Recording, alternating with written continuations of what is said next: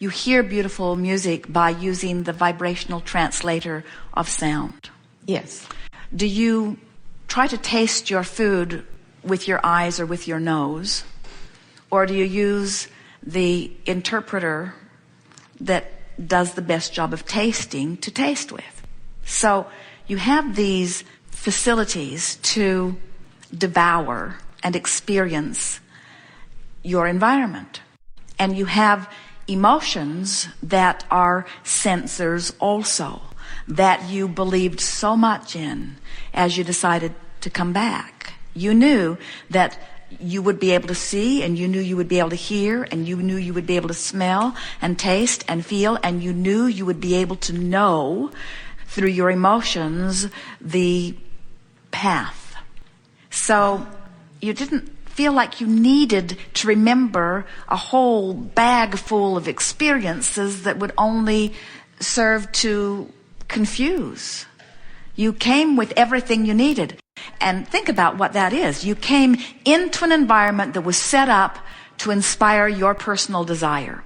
And you knew that it was an environment that could produce a response. In other words, any desire that could be born within you, this time-space reality could fulfill. And you knew that you had guidance that would help you find your way to it. And so there wasn't anything that you have forgotten that was important.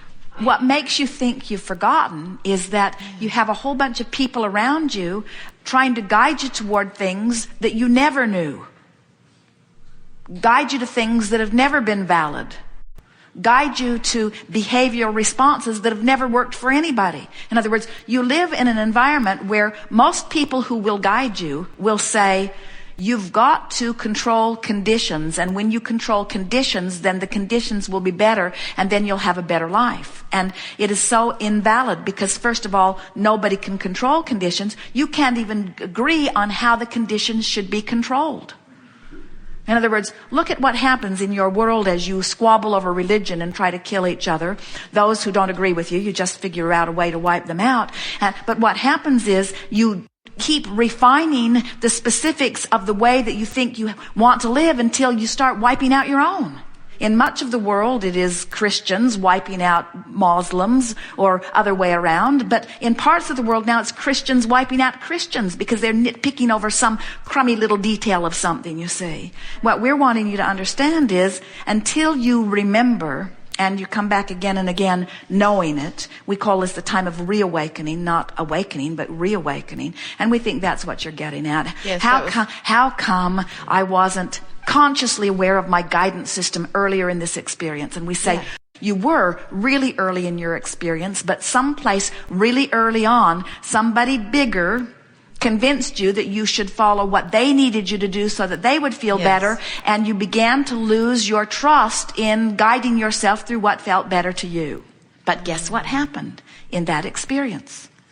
Just like when Jerry was sick when he was little. More rockets of desire. More rockets of desire, which puts you in a place where then you have an experience like this. So you have a much more fulfilling, consciously aware experience now.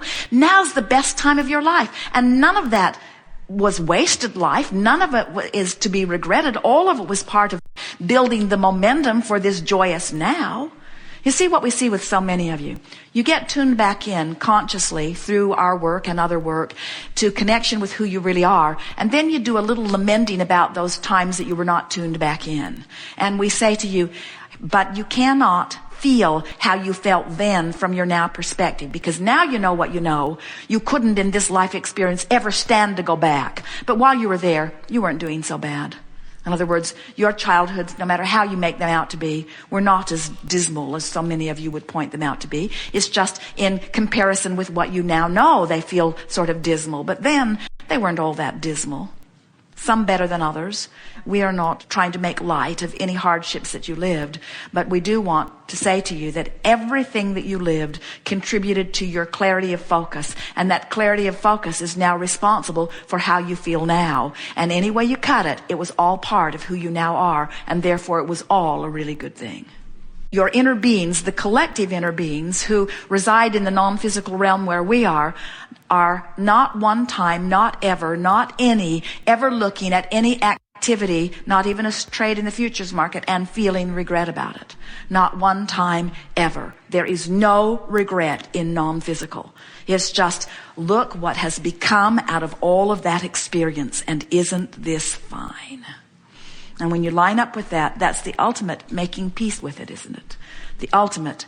When we see what is, and we see who you are, and we see what is becoming, we can find no reason to regret anything.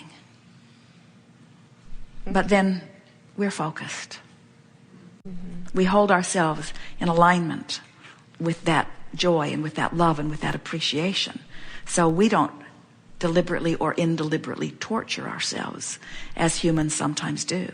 So then you say, well, I tortured myself unknowingly, and then I got conscious, and now I do my best not to torture myself, but I am a little bummed out that I tortured myself unknowingly.